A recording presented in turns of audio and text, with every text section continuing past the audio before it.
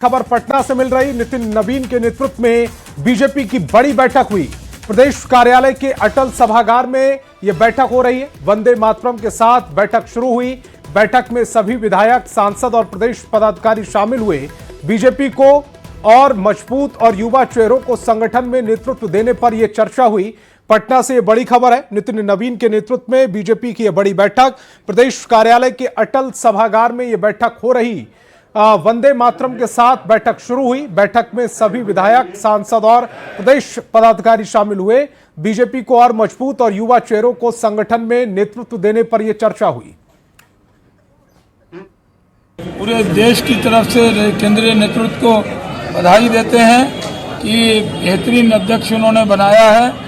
नितिन नवीन के नेतृत्व में बंगाल भी जीतेंगे, केरल भी जीतेंगे, तमिलनाडु भी जीतेंगे। जहां कभी नहीं जीते वहां नितिन नवीन जिताएंगे, ऐसा हम लोगों को यकीन है। दादा है कि हम लोग अभिनंदन करने के से बहुत उत्साहित भी है। पटना के सड़कों पर जिस प्रकार से अभिनंदन हुआ और जिस प्रकार से भारतीय जनसभा को संबोधित भी किया है, यह वास्तव गौरव का क्षण है। विश्व की सबसे बड़ी पार्टी और सबसे कम आयु के कार्यकारी राष्ट्रीय अध्यक्ष, बूथ से काम करके आगे बढ़ने वाला कार्यकर्ता देखा जा रहा है। जहाँ भी गए शुभ रहा है। जब छत्तीसगढ़ जब गए थे पॉजिटिव रिजल्ट आया था करके, और आने वाले समय में बंगाल, केरल सामना वहाँ पे कमल खिलेगा। और पटना में बीजेपी की बड़ी बैठक में केंद्रीय मंत्री गिरिराज सिंह भी शामिल हुए। राहुल गांधी और तेजस्वी यादव की विदेश यात्रा पर निशाना साधा और कहा कि राहुल गांधी विदेश में जाकर देश को गाली देते हैं। हाँ, ये दोनों ठीक ही कहा है हमारे राष्ट्रीय अध्यक्ष ने। ये लोग पार्ट टाइम पॉलिटिशियन हैं और राहुल गांधी तो विदेश में जाते हैं तो मोदी जी को गाली देते देते देश को गाली देने लगते हैं। और जो तेजस्वी यादव जी हैं, ये लोग पार्ट टाइम पॉलिटिशियन हैं दोनों। ये मौज मस्ती के लिए पॉलिटिक्स कर। और जमुई सदर अस्पताल में एक बार फिर कुव्यवस्था सामने आ गई। इमरजेंसी वार्ड में करीब 1 घंटे तक बिजली गुल रही, जिससे मोबाइल टॉर्च की रोशनी में मरीजों का इलाज किया गया। गोपालगंज से भी कल ऐसी ही तस्वीर सामने आई थी। रिपोर्ट दिखाते हैं। स्वास्थ्य व्यवस्था की पोल एक बार फिर खुलती नजर आई जमुई में, जहां सदर अस्पताल में मंगलवार सुबह इमरजेंसी वार्ड में 1 घंटे से ज्यादा समय तक बिजली गुल रही। ऐसे में मरीजों का इलाज मोबाइल टॉर्च की रोशनी में ही करना पड़ा। इससे जुड़ा एक वीडियो सोशल मीडिया पर वायरल हो रहा है। बिजली गुल होने के कारण डॉक्टरों और उनके सहयोगियों को मोबाइल फोन की टॉर्च जलाकर मरीजों का उपचार करना पड़ा। इस दौरान आग से झुलसे एक युवक का इलाज भी मोबाइल की रोशनी में ही किया गया। आग ताप रहा था। अच्छा। और अचानक से ध्यान नहीं दिया, हाँ। उसका पकड़ लिया। कहाँ पर आग ताप रहा? मसौड़ी चौक पर। अच्छा, क्या नाम उसका? असलम खान। असलम खान। तो यहाँ सदर अस्पताल लाए? सदर अस्पताल लाए, ट्रीटमेंट हो रहा है, दवाई सुई चल रहा है। अच्छा, तो यहाँ देखे कि अंधेरे में इलाज चल रहा है? 10-15 मिनट से अभी लाइट नहीं है। 10-15 मिनट से लाइट नहीं है? कुछ पता चला कि काहे न लाइट है? टेक्निकल प्रॉब्लम कुछ हो। ऐसी तस्वीरें आए दिन सुर्खियां बनती हैं। गोपालगंज के मॉडल सदर अस्पताल से भी सोमवार को ऐसी ही तस्वीर सामने आई थी, जहां बिजली गुल होने पर अंधेरे में टॉर्च की रोशनी जलाकर मरीजों का इलाज किया गया था। वीडियो में साफ देखा जा सकता है कि मरीज के साथ आई महिला मोबाइल का टॉर्च जलाकर खड़ी है और डॉक्टर इलाज कर रहे हैं। ऐसी तस्वीरों से सवाल उस सिस्टम पर उठ रहा है जिसे वर्ल्ड क्लास बनाने का दावा महकमा करते नहीं थकता। न्यूज़ 18 के लिए जमुई से केसी कुंदन और गोपालगंज से गोविंद कुमार की रिपोर्ट। गोपालगंज में थावे मंदिर में चोरी की बड़ी घटना का पुलिस ने खुलासा कर दिया। थावे मंदिर चोरी कांड का 7 दिनों के अंदर पर्दाफाश किया गया। पुलिस ने मुख्य आरोपी दीपक राय को गिरफ्तार कर लिया। गाजीपुर, मऊ और प्रयागराज में छापेमारी की गई। बताया जा रहा है कि मुख्य आरोपी दीपक राय यूपी के गाजीपुर का रहने वाला है। आभूषण बरामदगी के लिए छापेमारी की जा रही है। पुलिस के मुताबिक चोरों ने यूट्यूब से देखकर चोरी की वारदात को अंजाम दिया था। 2 बदमाशों ने वारदात को अंजाम दिया था। 17 दिसंबर को रात गोपालगंज के प्रसिद्ध थावे मंदिर में चोरी हुई थी। 2 चोर सोने का मुकुट, हार और लॉकर में रखे सारे गहने लेकर फरार हो गए थे। ये पूरी वारदात मंदिर में लगे सीसीटीवी कैमरे में कैद हो गई थी। बताया जा रहा है कि पुलिस ने चोरी के दिन पहना हुआ जूता, बैग, मफलर और कई सामान बरामद कर लिए।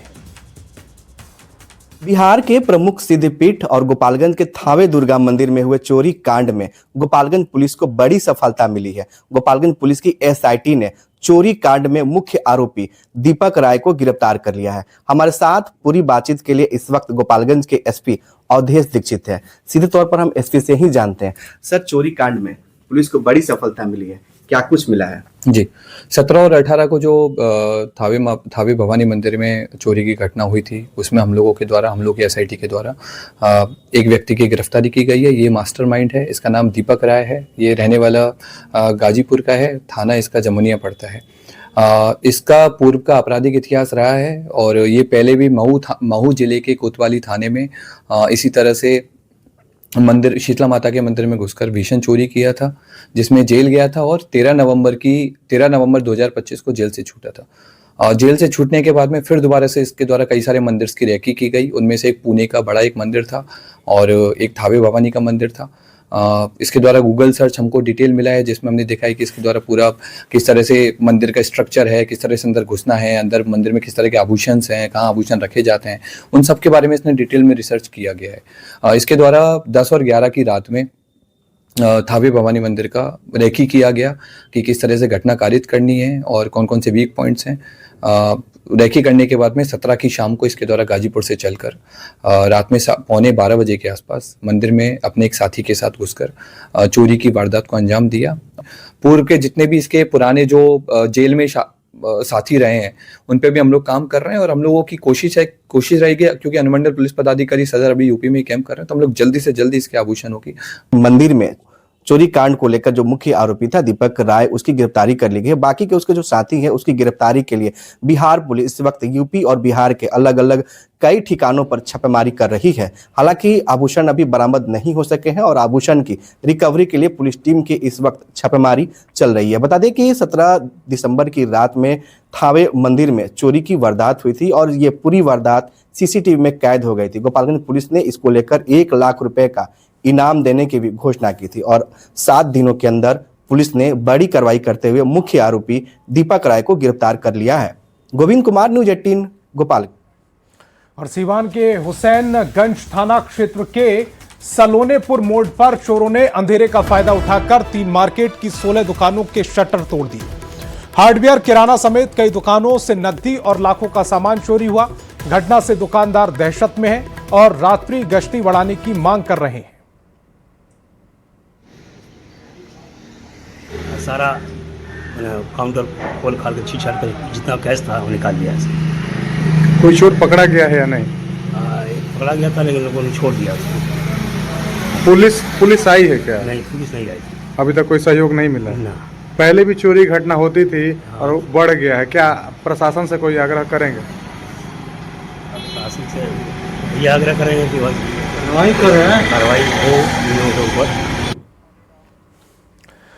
आरा शहर के आनंद नगर मोहल्ले में चोरों ने एक ही रात 4 घरों को निशाना बनाया। शिक्षक दंपति के बंद घर का ताला तोड़कर चोर 15 लाख रुपए से अधिक के जेवरात और नकदी लेकर फरार हो गए। यह घटना टाउन थाना क्षेत्र के रामबाग इलाके की है। 3 अन्य घरों में भी चोरी का प्रयास किया गया। घटना के बाद इलाके में दहशत और पुलिस मामले की जांच में जुट गई। अच्छा, आप लोग घर में नहीं थे? हम लोग घर में नहीं थे। अच्छा, ताला तोड़ दिया है, जाकर सब ले लिया। अच्छा, क्या क्या लेके भाग गया? पूरा गहना ले गया, पैसा ले गया, कपड़ा सब ले गया। तो क्या मतलब लगातार एक साथ 5 घरों को निशाना बनाए, कभी पुलिस प्रशासन नहीं आती है इधर? पुलिस है थी। अच्छा, पकड़ी तब ना। 3-4 महीने पहले हम लोग के मोहल्ले में चोरी हुआ था, फिर से ये चोरी हो गया। तो एसपी और जो डीएम साहब हैं, उनको तो इस पे कुछ करना चाहिए ना। ऐसे ही मान लीजिए कभी नहीं आता इलाके में? प्रशासन आता है या नहीं आता, ये तो मैं नहीं जानती, मेरे पास इतना टाइम नहीं है। बिहार पुलिस ने बालू और भूमाफिया के खिलाफ विशेष टीम बनाकर कार्रवाई शुरू की। हर जिले से माफियाओं की लिस्ट मंगवाई गई है। ईओयू ने प्रवर्तन निदेशालय ईडी को एक प्रस्ताव भेजा है, जिसमें आरजेडी के पूर्व विधायक रीतलाल यादव के भाई पिंकू यादव समेत 20 बड़े माफियाओं की करीब 55 करोड़ की अवैध संपत्ति जब्त करने की बात कही गई। ईओयू ने भूमाफियाओं के 8 और बालू माफियाओं के 11 आरोपियों को चिन्हित किया। अभियोजन विभाग ने भी एनडीपीएस और भ्रष्टाचार के 11 मामलों में कार्रवाई कर सजा दिलाई।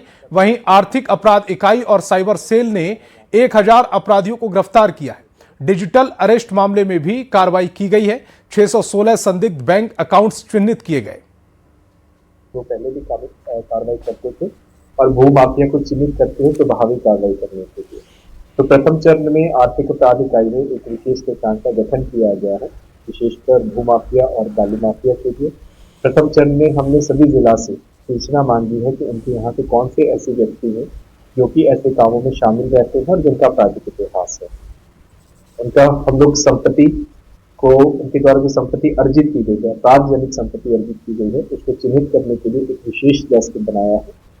अभी तक सिर्फ आप लोगों की जानकारी के लिए हम लोगों ने भू माफिया के कुल ऐसे 8 भू माफिया को चिन्हित किया है जिला के सहयोग से, जिनके ऊपर आपराधिक इतिहास है और जिन्होंने अपराध जनित की संपत्ति उसको संग्रहण भी किया है। मोतिहारी के रक्सौल नगर परिषद में इलाके में साफ सफाई और अतिक्रमण को लेकर विशेष अभियान चलाया जा रहा है। इसी कड़ी में कई जगहों पर रक्सौल नगर परिषद ने बुलडोजर से अतिक्रमण को हटाया। साथ ही रक्सौल चकाचक दिखे, इसको लेकर विशेष पहल भी की जा रही है। नगर परिषद के कार्यपालक पदाधिकारी मनीष कुमार ने कहा कि रक्सौल स्वच्छ सुंदर दिखे, इसको लेकर हम लोग काम कर रहे हैं। वहीं भारत नेपाल मैत्री पुल के पास नगर परिषद की तरफ से बड़े मुख्य द्वार बनाए जाने की योजना है, जिससे भारत में आने वाले नेपाली नागरिकों को मुख्य द्वार से होकर गुजरना पड़े। मुख्य द्वार सुंदर भव्य और सुंदर हो, इसको लेकर विशेष रणनीति बनाई जा रही है। नेपाल एंट्री पॉइंट है, वहां पर स्वागत द्वार बनाया गया है। बनाने का प्रस्ताव लिया गया था पिछली बैठक में, जिसको आज की बैठक में संतुष्ट किया गया है। और साथ ही साथ वहां पर लाइटिंग की व्यवस्था, हाई मास्ट लाइट के द्वारा नेशनल फ्लैग वहां पर लगाया जा रहा है, वृक्षारोपण कराया जाएगा। और पटना से बड़ी खबर मिल रही, नितिन नवीन के नेतृत्व में बीजेपी की बड़ी बैठक खत्म हो गई है। नितिन नवीन ने युवा कार्यकर्ताओं को जिम्मेदारी देने की बात कही। बिहार के युवा कार्यकर्ताओं को बूथ स्तर से लेकर प्रदेश स्तर तक जिम्मेदारी देने की बात कही गई। बिहार में बीजेपी को मजबूत और बेहतर काम करने के लिए सभी को तैयार रहने का भी निर्देश दिया गया है। पटना से ये बड़ी खबर है, नितिन नवीन से जुड़ी ये बड़ी खबर। नितिन नवीन के नेतृत्व में बीजेपी की ये बैठक खत्म हो गई है। रवि एस नारायण हमारे संवाददाता ज्यादा जानकारी के साथ फोन लाइन पर जुड़ रहे हैं। रवि एस नारायण, नितिन नवीन ने युवा कार्यकर्ताओं को जिम्मेदारी देने की बात कही है और युवा कार्यकर्ताओं को बूथ स्तर से लेकर प्रदेश स्तर तक जिम्मेदारी देने का उन्होंने प्रस्ताव रखा है, यानी कि जो युवाओं की तरफ बीजेपी इस समय रुख करती हुई नजर आ रही है। जी बिल्कुल, और संतोष, ये सबसे बड़ी खबर है। न्यूज 18 सबको बता रहा है कि जिस तरीके से आज ये बैठक हुई है और बैठक में नितिन नवीन ने तमाम कार्यकर्ताओं को यह साफ संदेश दिया है कि बिहार में जो बड़ा मैंडेट आया है, यह प्रचंड बहुमत आई है, उसके बाद जिम्मेदारी जो है वो बढ़ जाती है। और यहाँ से अगले बार जो चुनाव होना है उससे पहले बीजेपी को तमाम रूप से तैयार होना चाहिए। और जो तमाम युवा कार्यकर्ता हैं उस पे बीजेपी की जो नजर है वो पूरी तरह से है। और जो भी कार्यकर्ता जो जिस पद पे है वो अगर बेहतर काम करते हैं तो बीजेपी उन्हें बेहतर जगह देने के लिए तैयार है। और किसी भी तरीके से वो तमाम जो लोग हैं, वो जो बीजेपी के लिए काम करने वाले लोग हैं, वो बूथ स्तर से लेकर के प्रदेश अध्यक्ष तक उन्हें वो युवा चेहरों को वो जिम्मेदारी देने के लिए बीजेपी तैयार है। यानी कि एक युवा नेतृत्व इस समय यूथ को आगे बढ़ाने के लिए बिहार में पहल कर रहा है। रवि एस, आप हमारे साथ जुड़े, आपका बहुत बहुत शुक्रिया। और वक्त है एक छोटे से ब्रेक।